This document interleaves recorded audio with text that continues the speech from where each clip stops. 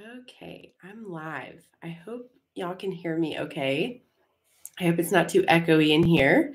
Welcome to my bedroom. This is not, if you're familiar with the Horoscopes podcast, this is not where I usually record. In fact, this is actually where I used to teach Horoscopes flows, actually on the other side of the bedroom when we rearranged. But I'm here to talk about, this is a very special event. I'm here to talk about basically what it means to be a Vedic astrologer and why maybe you might want to become one, and what things might get in the way of that, and answer some questions I've gotten about the flagship trauma-informed Vedic astrologer certification that I offer. It's the only trauma-informed Vedic astrology training. In fact, most of them out there are markedly not that. And that's something I'm here to talk about too, is like what that means, why it's kind of a problem, in my opinion, that a lot of Vedic astrology trainings out there are kind of perpetuating a hierarchical, patriarchal culture that I highly disagree with personally. And why that's why I created this training. But we'll talk about what it means to be a Vedic astrologer, some differences between Western and Vedic astrology. So I'm just going to say a few, I guess, housekeeping announcements. First of all, I'm Rosemary Holbrook. If this is our first encounter together, I'm the host of the Horoscopes podcast. This is the Your Yoga Horoscopes YouTube channel, Horoscopes YouTube channel. So welcome. I don't normally do events. This is 8:30 p.m. It's dark outside. This is my bedroom. This is actually where I do my home practice. And I'm curious if there's any other yoga teachers out there. Do you have when you teach online, especially from your house, do you do your home practice in the same place? Because I don't. And I'm lucky, I suppose, that I have room to not.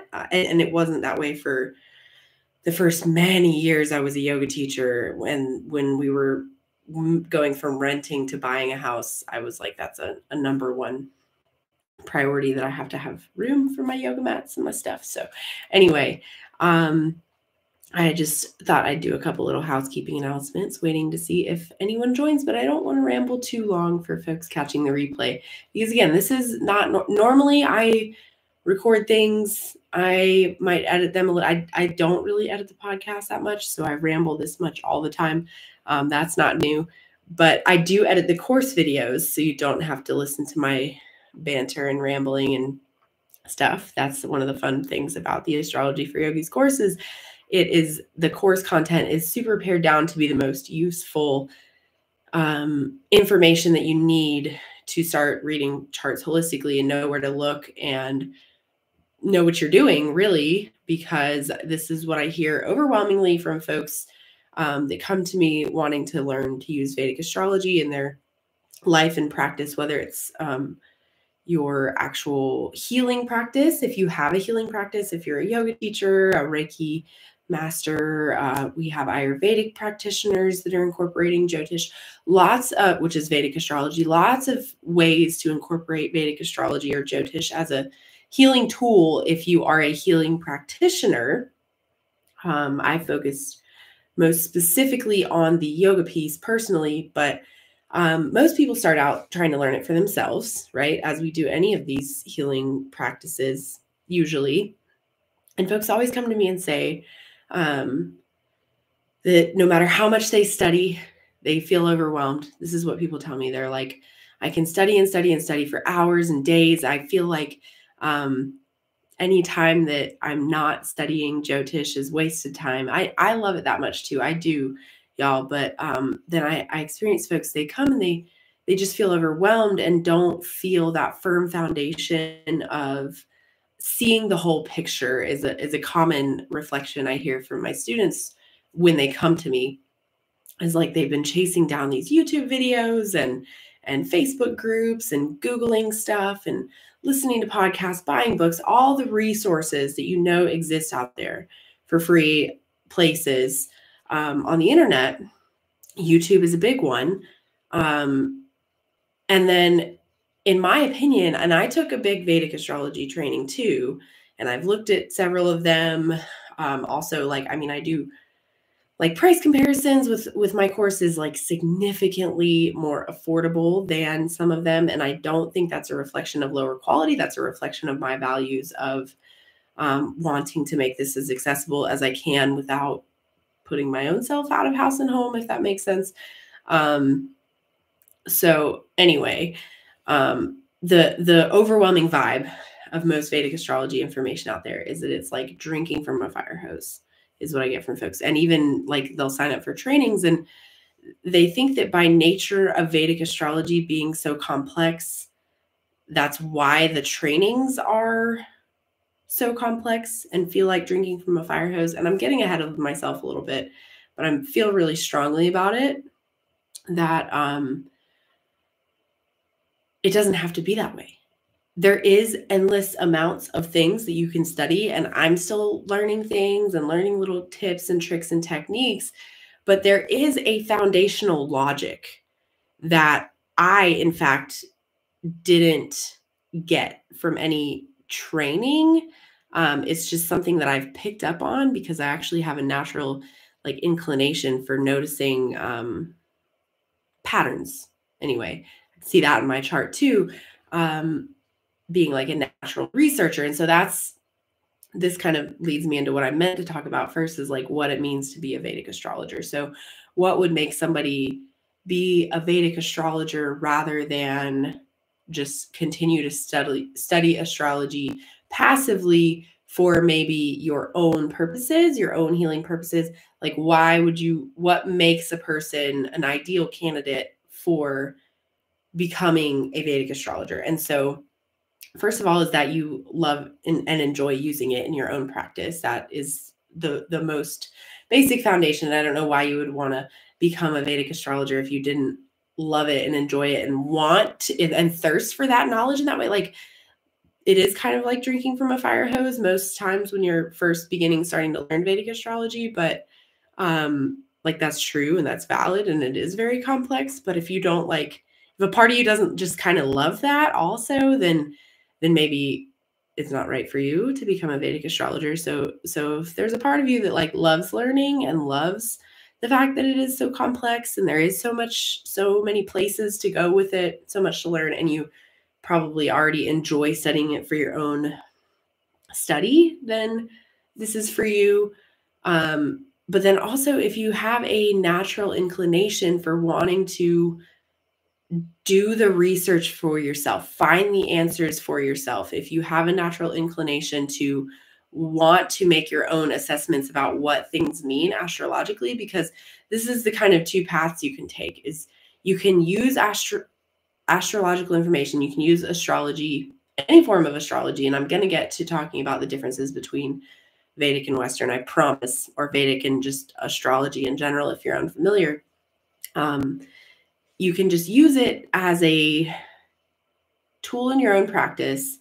And then where are you getting your information from when you do that? You're having to get your information from Google, from social media, from following podcasts. You're having to get your information from other people. You're having to rely on other people having put that information out first. And maybe you do consume a lot of that content, a lot of that social media content, blog posts, that kind of stuff. Maybe you do, but and still use that information to sort of form your opinions based on taking in a lot of what other people are saying. Or you can go straight to the source and start studying charts for yourself and start reading about the archetypes of each moving piece. And that's what I find actually a lot of folks come into my training, into astrology for yogis, having built somewhat of a foundation for themselves. And it's not required. In fact, like you can come in with no Vedic astrology experience at all, because I've had that too. Folks come in with like no foundation. They just have the love for it, or maybe they're coming from a Western background. But I do have folks come in that are pretty decently experienced with studying Vedic astrology, and they're just looking for that missing link that's going to help them start seeing things holistically, right? Because it is so vast and it is so overwhelming, and you can keep chasing down content and resources that you find on the internet, right? forever.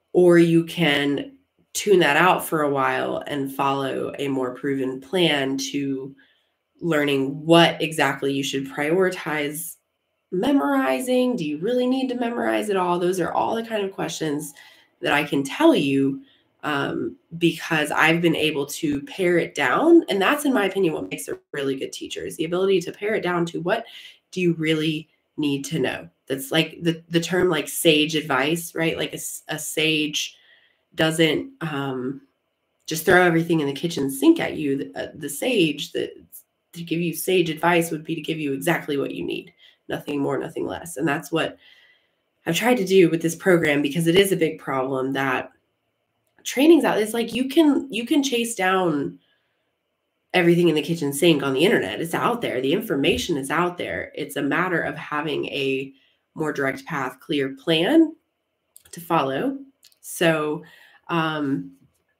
why would you want to do that? Why would you want to become a Vedic astrologer? We've mentioned a couple reasons. The first being you just love astrology. You have that thirst and hunger for knowledge for it. You're interested in it.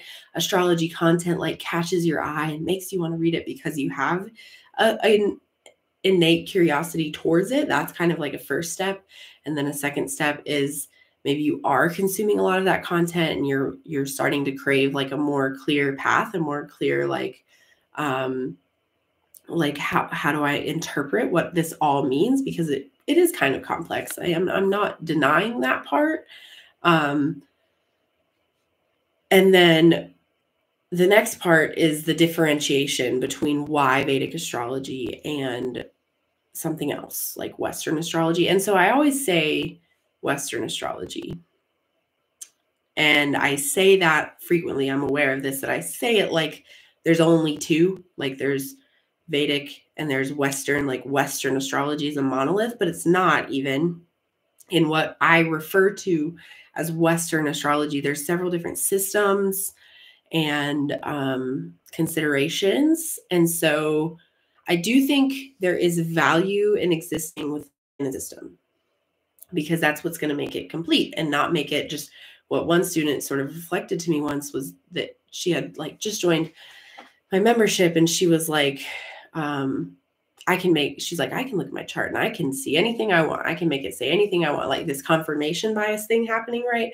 And I think when you're just kind of hopping from system to system, there's some of that happening. There's some of that confirmation bias. You're looking for a specific answer and you're going to like find the right tool from whatever system, wherever you can find it, to give you that specific answer. And so if you do that, if you do a lot of hopping from system to system, teacher to teacher, that's what you're going to end up finding, is that you're going to have more of a confirmation bias. You're going to have more of you can make it say whatever you want it to say rather than sticking within one system. And I'm going to say, I don't care what system you use. I have my reasons that I'm about to share with you why I chose Vedic astrology. But I'm not here to poo-poo on anybody else's thing that they're doing, because I have a really good friend who's a Western astrologer. In fact, I was on her podcast and I wish I had shared this with y'all earlier in the week, because some folks have been asking me this week about the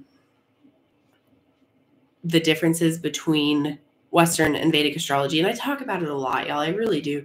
And I was on my friend's podcast called Astro Coaching Podcast. And my friend Amber is the host of Amber Brown Short is the host of it.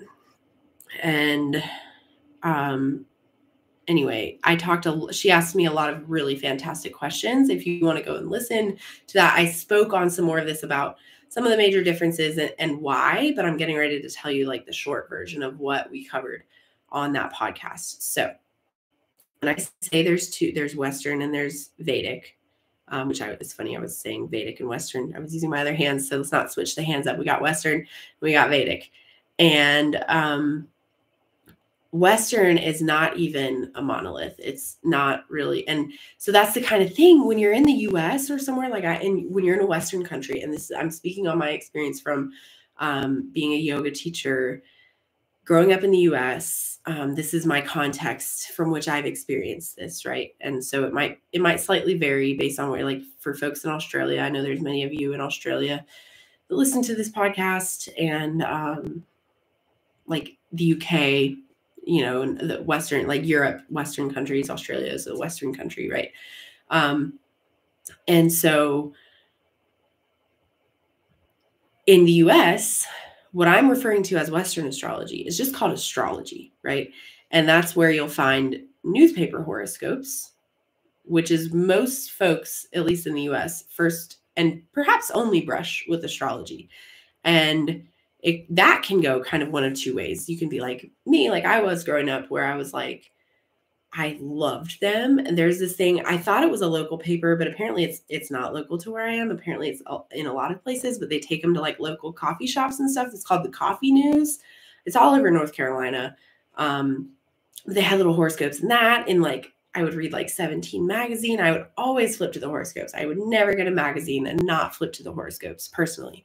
I loved them. I ate them up, even though a part of me knew like, it was kind of woo-woo or whatever. Not when I was like a little kid, but I've been reading horoscopes since I could read, like no lie. I love them. I've always loved them. And so maybe you've experienced a touch of that too.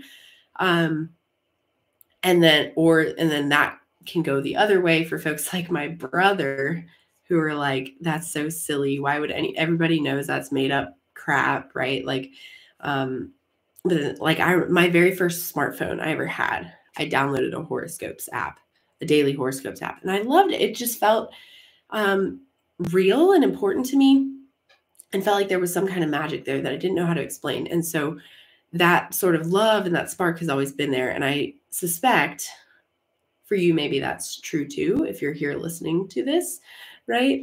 So you're the person A who just always felt some connection to that and always felt like it provided some value in your life, even if you couldn't explain it or knew that maybe something was woo about it, right? And so I have another podcast on my podcast that's been dormant for a while called The Science of Light, which is what Vedic Astrology, what Jyotish translates to. Because I'm pretty science-minded myself. And I'm like, this is part of why I've chosen Vedic Astrology, because I value the fact that the sidereal zodiac, which Vedic astrology uses, is more astronomically accurate than the tropical zodiac that Western astrology uses. And so we dove into all of the nitty-gritty on that podcast episode. It's episode 11 of The Science of Light with my friend Mariah. It's titled something like Astrology versus Astronomy versus Enneagram, because for whatever reason, a lot of folks that are like into psychology and stuff and write off astrology because it's not as real, quote unquote, real as things like modern astrology, psychology, are okay with Enneagram for whatever reason. But to me, it's kind of like the same thing, only Enneagram is even less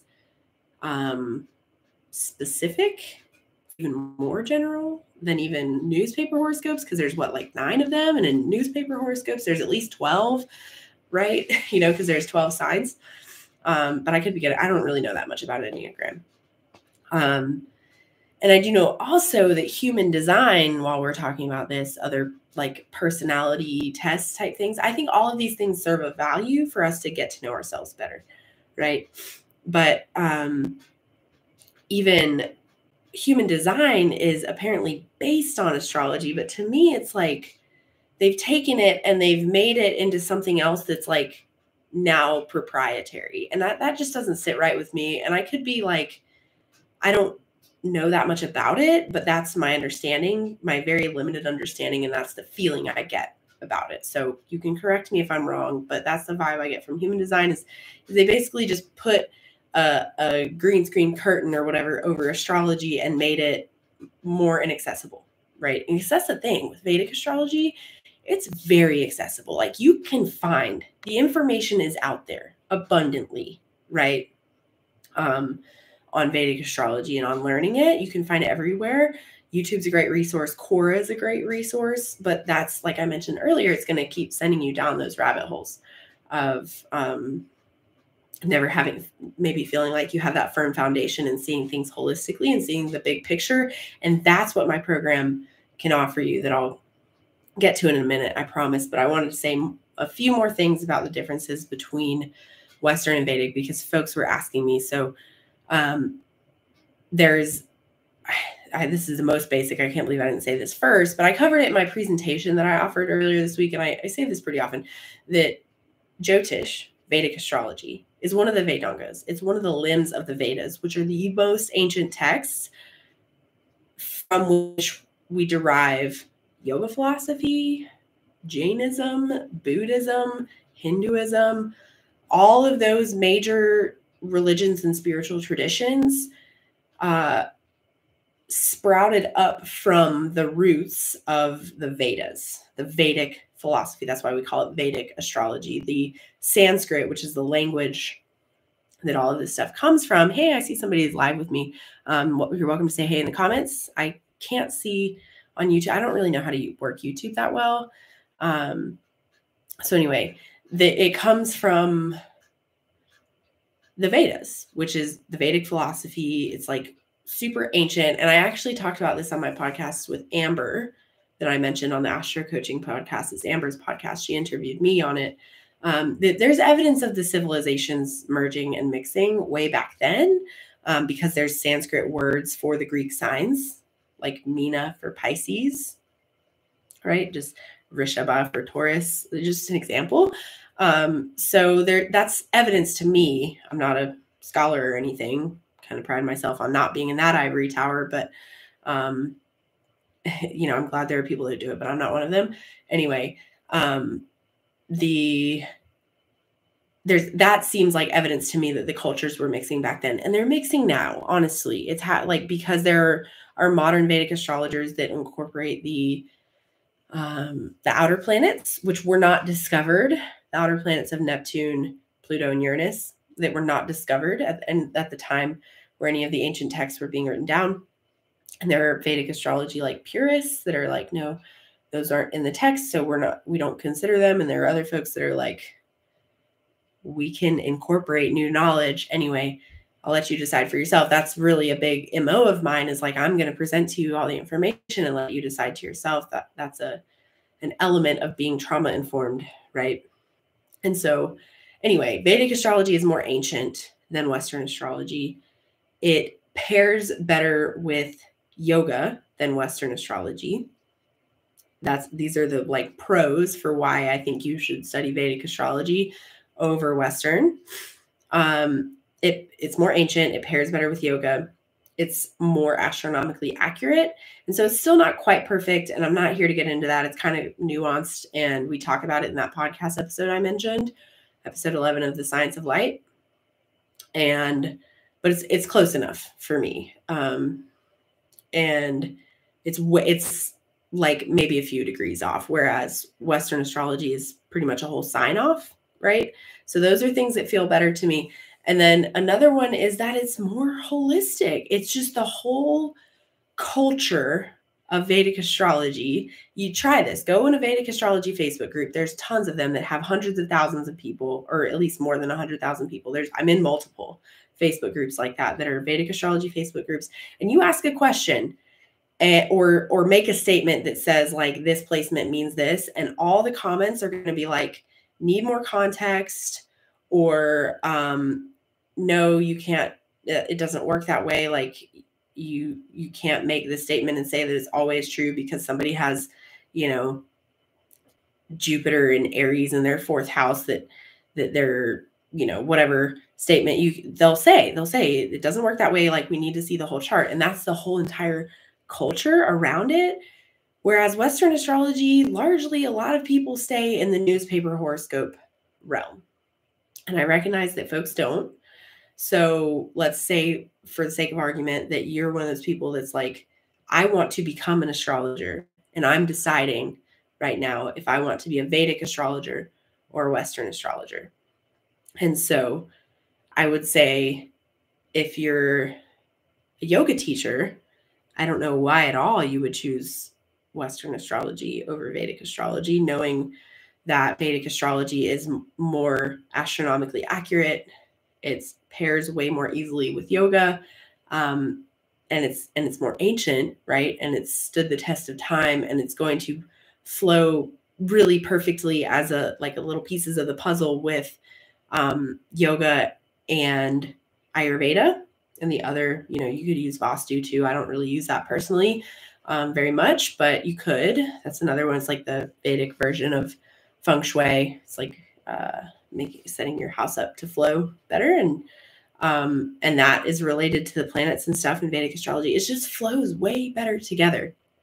And so the only reason I could see you sticking with Western astrology over Vedic astrology is if you don't want to become an astrologer.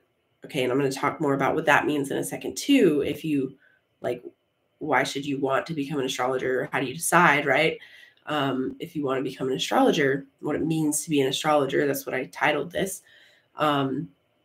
So if you want to continue just getting your information from the internet and only being privy to information that you find on the internet, only forming your opinions based on what you see on podcasts, YouTube videos, blogs, and social media. If you want to stay in that realm, you don't want to take the time to form your own opinions, then you should probably stick with Western astrology, because that's what's going to abound on the internet, at least for now. And of course, you can go and find some more Vedic astrologers to follow, but it's still, at least where I'm at in the US, it's still pretty niche. And it's still, this is going to flow really well into why I think it's important to be a trauma-informed Vedic astrologer. It's still, a lot of it's not very trauma-informed, and it's not very accessible, right? It's pretty hoity-toity religious, for lack of a better word. And so I could see it would make sense to stick with Western astrology, especially if you're a yoga teacher, if you don't want to learn it yourself, because there's going to be more resources on Western astrology. But if you do want to learn it for yourself, and you do want to find the information for yourself and form your own opinions, then I don't know why you would pick Vedic. I simply do not know why. It doesn't make any sense to me. And I'm going to create more resources around this, because it's an important conversation. The only valid reason I can see for why yoga teachers are using Western astrology instead of Vedic astrology, or just yoga people in general, people that enjoy yoga, is because they don't know that Vedic astrology exists. And so that's what I'm hoping to change. And because Vedic astrology is largely, you do have to sift through a lot of muck to get to the good stuff the way it is. And so that's what I'm hoping to change. And so I want to say a piece about why, the sort of problems I see in the Vedic astrology world about it lacking being trauma informed. Okay, so what I mean by being trauma informed, and these are things that I teach you in the Astrology for Yogis program, like how to be more trauma informed in everything you do, not just in acute settings. So not only if you're in hospitals, whatever, I'm going to teach you how to conduct these one-on-one therapeutic sessions with folks, birth chart readings, but also private yoga, if you are into that, whatever one-on-one sessions you do, to make them more therapeutic by being trauma informed. Because what is therapeutic? Why does anybody need something therapeutic? It's because they need to heal something. And why does somebody need to heal something? But because they have trauma, right? Seems pretty simple to me, that folks come to these healing practices, these holistic healing practices, because they have something to heal from, which means there's trauma involved, right? Usually. And that really tracks with every conversation I've had with people ever.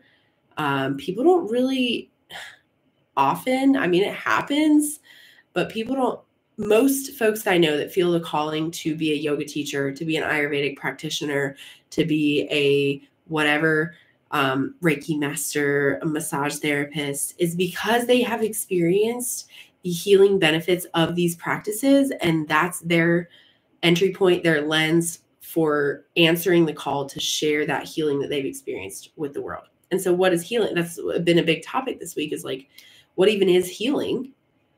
But processing through traumas. Okay. So that could be physical or emotional traumas, right? And so this is all a holistic system for that. So that is enough for me for why we should care. All of us should care about being trauma informed. So hey, to whoever's joining me, feel free to say hey in the comments, because I don't really know how to work YouTube. I can't see who's here. So feel free to say hey in the comments. Let me know where you're joining from. I'm getting ready to get into Q&A in a second. So if you have questions, I'm just saying a little piece about why it's so important to me to be trauma informed. And yeah, so it's anybody that's turning to these practices, in most cases, is doing so because they want to heal something, right? Even if they don't identify that way or say that directly, regardless of how people present, it is also almost impossible to get to adulthood, which is what I mean. I primarily work with adults. I sometimes do parent-child readings, actually kind of frequently. I'll do parent-child readings, but because I have little small children, that's actually why I'm in my bedroom, because my husband's upstairs. My little baby is asleep, and my older baby my husband's putting him to bed right now. And my office, where I normally record things, is right in between their bedrooms. And so I thought me talking in there wouldn't be a good idea. So I came down here. And so anyway, folks come to these practices because they want healing. And most folks don't make it to adulthood without having something to heal. Like it's just not a thing. And so also, if you're a parent, let yourself off the hook a little bit, because you can't save your kids from everything. You can try, but you can't. And it's a noble goal to strive to give your kids a childhood they don't need to heal from. But most, even folks who have a really good childhood, make it to adulthood and have stuff. And that's what we find in the chart, right? And that's the magnificent wisdom of Vedic astrology. We can help people heal from it. But this is what's happening in most Vedic astrology readings, I guess, or circles. The culture is very, like I mentioned earlier, patriarchal, hierarchical, which means this is what it looks like in practice. Like when you go to a doctor or any kind of healer. So think you go to the doctor, and this is what I say all the time. I'm like, doctors are out of control, at least here in the US. They're just out of fucking control, man. Sorry about my mouth, but it's who I am as a person. Because you go to them and they listen to you for like a couple minutes, and then they're like, okay, I'm the one with the medical expertise. This is your problem, and this is what you're going to do about it. And you're like, hold on, like, I don't feel like you heard me at all. I don't feel like you really understood my concerns. Like, and there's all this other stuff. Like, they're definitely not assessing you as a whole being, right? And so that's like the doctor, right? But that's the paradigm, the healing paradigm that a lot of healers, even holistic healers, because when they go unexamined, are operating within that patriarchal, hierarchical healing paradigm, where they're like, I'm the one with all of the astrology knowledge. I've been studying this for years. And so therefore I know when I see this chart and I see all the things, and I'm very experienced in it. And so therefore I know this is what you need to do, right? This is your problem. This is what you need to do. And that's the paradigm that most Vedic astrology is existing within. So much so that I don't do that. And I got critiqued for that in a Vedic astrology training I took for being that way, for not being that way. And oh, sorry, I just bumped the table that I have my computer on. And so it's so much so that folks come to readings with me and they are expecting me to behave that way, to bestow my healing knowledge on them. And I'm going to assert that a good healer does not do that. a good healer's mission and role is to unlock your ability to find the answers within yourself, right? Like that's what we should be striving for. And when you're existing within that paradigm of, I have all the knowledge, I'm the one that has studied Vedic astrology for longer than you have, therefore I know what is good for you and what you need, then that's not putting the healing into your client's hands. And this comes from my background in, I worked in public health for a little bit. I have a degree in health and wellness promotion. And many folks that get that degree go on to get a master's in public health and work in public health. And public health is like PSAs, right? Like, it's like the science of how do you get people to do the health behaviors that they know they're supposed to do, but they have barriers in the way. They have, finding childcare, of being able to afford and have access, like all these barriers that most like yoga influencers out there and stuff, and most many Vedic astrologers will be like, oh, you have a barrier, that's just an excuse. Have you tried just like not having that barrier? Have you you know what I mean? That's like basically what they say to people. And it just feels really off base to me when they're like living in, like, they don't have kids.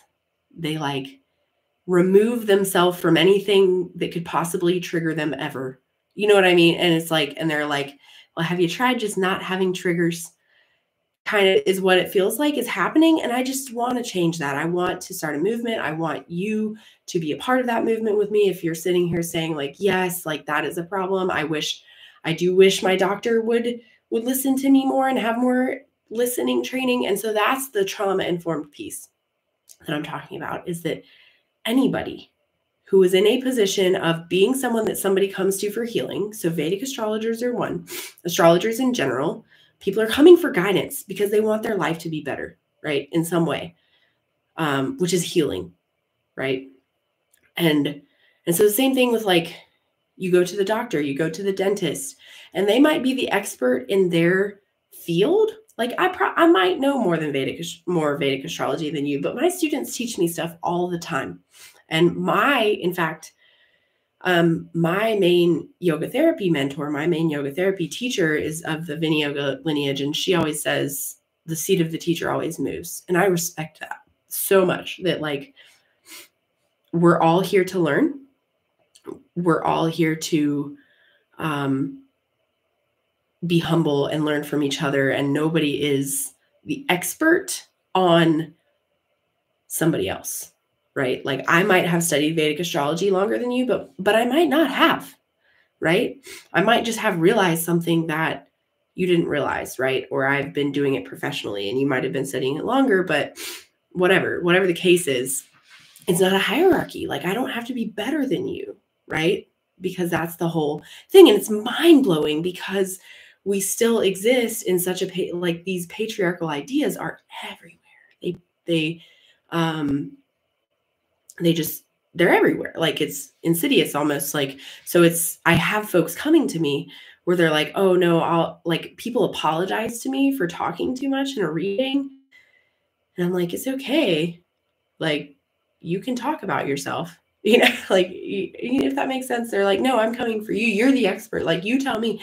And I'm like, I don't know. That's just my approach. That's the trauma-informed approach, where it's like, I might have more experience with astrology, but I might not.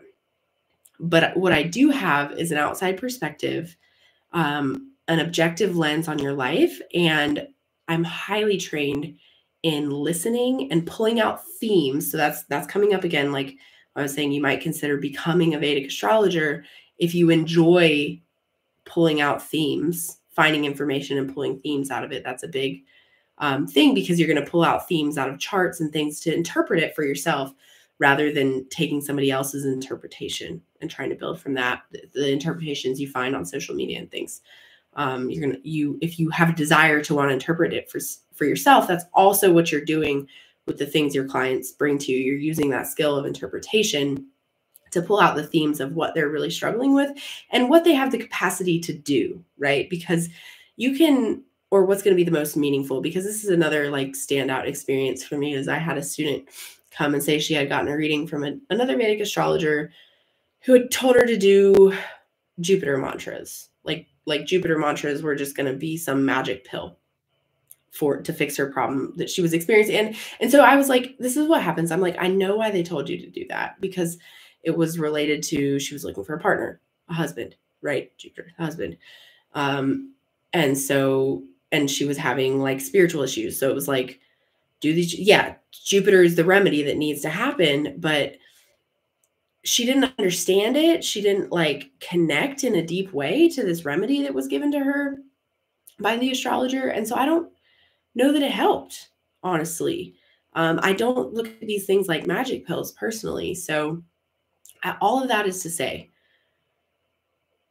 I think we should start a movement, and I hope you'll be part of that movement with me. I actually had somebody attend on my live training the other day. I offered, and she was doing something like this in Florida, and maybe I'll hope to invite her on my podcast or something someday, because I'm always like, I want to talk to y'all if you're doing stuff like this. I love to just talk about it. And I'm in the process of reviving the Science of Light and bringing some cool, awesome new guests on soon.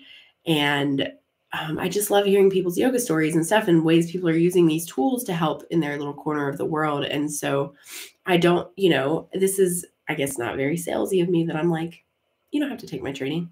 You can do it. You can keep doing whatever it is that you're doing and keep fighting the good fight, right?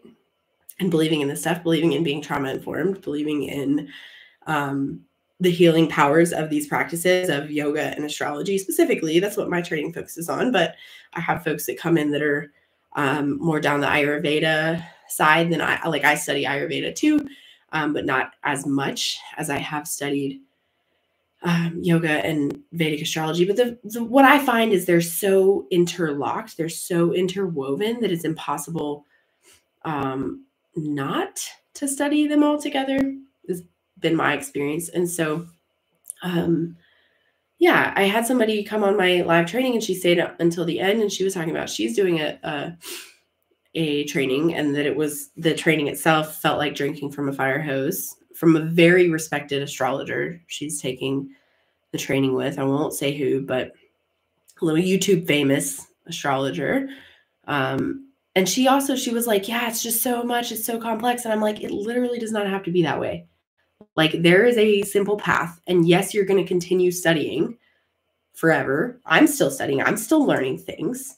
But I have that firm foundation that I know I can give people effective readings, so that I can just keep practicing and keep studying and keep learning.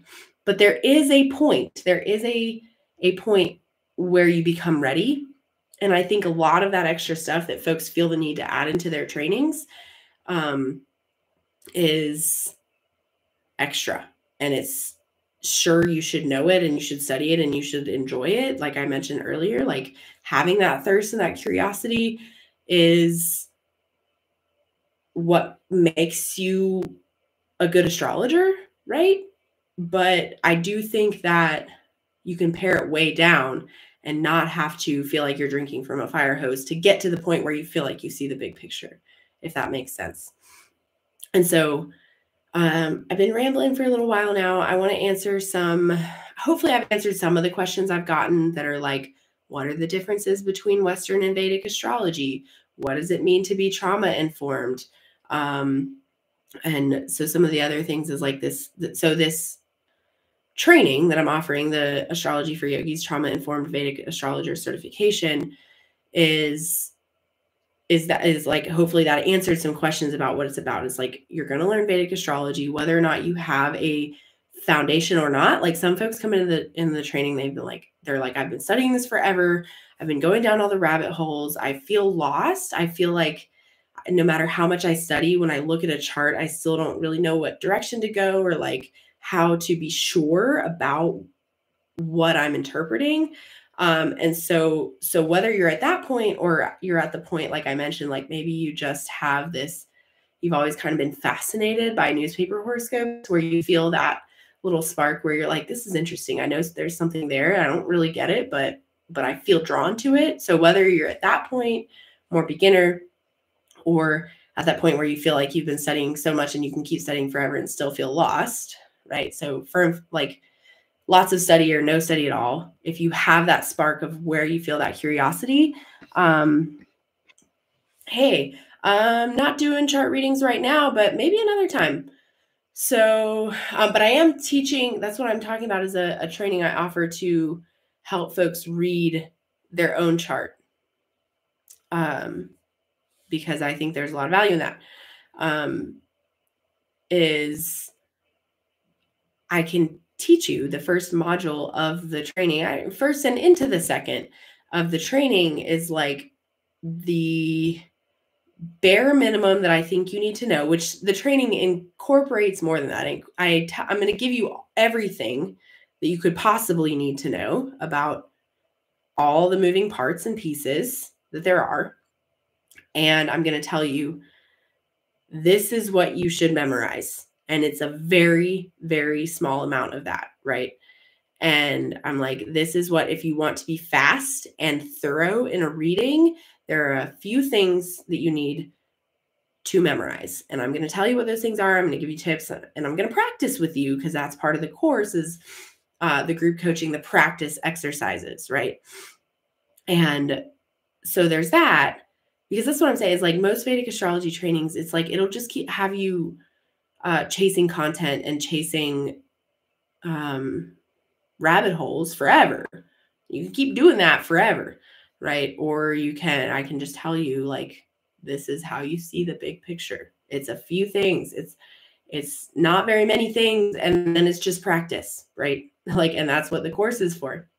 And then, so we also move into, in the second module, is some more holistic things. And then some how to do trauma informed readings. Like, I'm going to give you like phrases you can say, like how to like actually govern the reading. Govern, maybe not the right word, but how to run the reading so that it feels like cohesive, and the person feels like they walk away with clarity, and it wasn't just you being the expert on their life for an hour, because I don't honestly see the value in that personally. And I get people coming to me who have had other Vedic astrology readings, and they were like, the predictions weren't accurate. It was a lot of doom and gloom. I don't feel any more clarity. And that's what I'm hoping my students and your students walk away with, is more clarity about their life, and more tapped into their own intuition. Like, that's what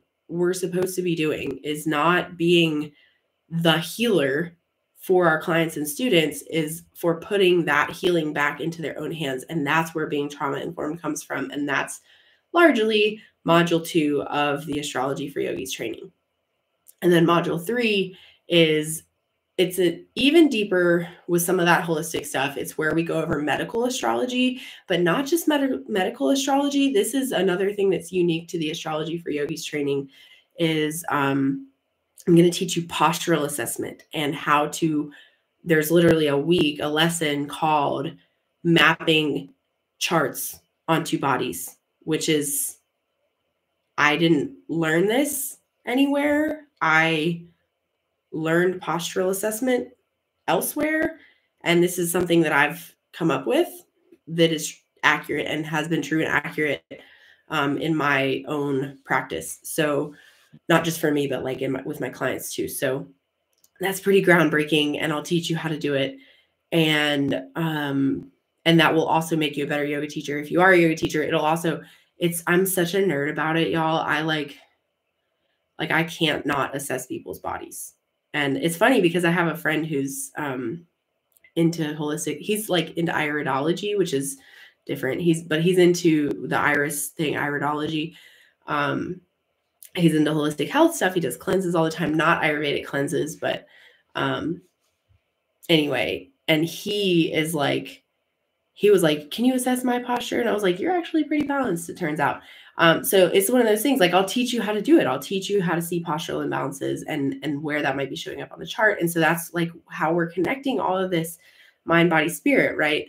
And I'll also teach you how to get reading clients, because that's the thing that I felt like was missing from a lot of my trainings I've taken about various things, is like, well, you have the skills, but you're doing it because you want to share it with other people. That's the only reason really I could see anybody taking a training this big, is related to doing it professionally. So the training has considerations for that. If you don't want to do it professionally, I of course have other resources.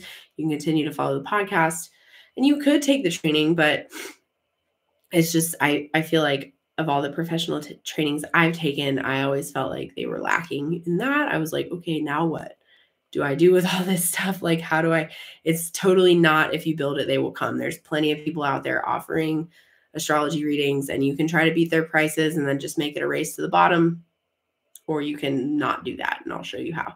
So, yeah, looks like there's some more folks joining me. I'm happy to answer your questions now if y'all want to throw them in the chat. I don't know, like on Facebook, I know how to click and see who's with me, but this is not Facebook. I don't know how to work YouTube as well, to see and say hey individually to y'all, unless you put it in the chat and in the comments. And so just some more, I guess, logistical questions I've gotten about the Astrology for Yogis training. It does close at midnight Eastern time, 11:59 p.m. in fact, Eastern time, which is not very long from now. I just wanted to address some last minute questions I've been getting. I've actually been getting these questions all week, and I've been trying to address them in every way I can, via emails, via the Facebook Live I did earlier this week in the Yoga Horoscopes Facebook group. If you just search Yogi Scopes on Facebook and click the groups tab, you'll find it there.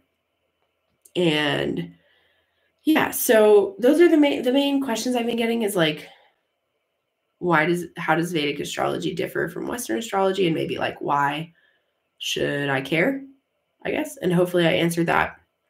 And hopefully I also answered why you should care about being trauma informed, which nobody's directly asked me that. Like, most folks are pretty sold. I think I'm finding, at least the people that I've had conversations with and I'm attracting, is because they feel similar values as I do, and they want to be part of that movement, like I mentioned. So yeah,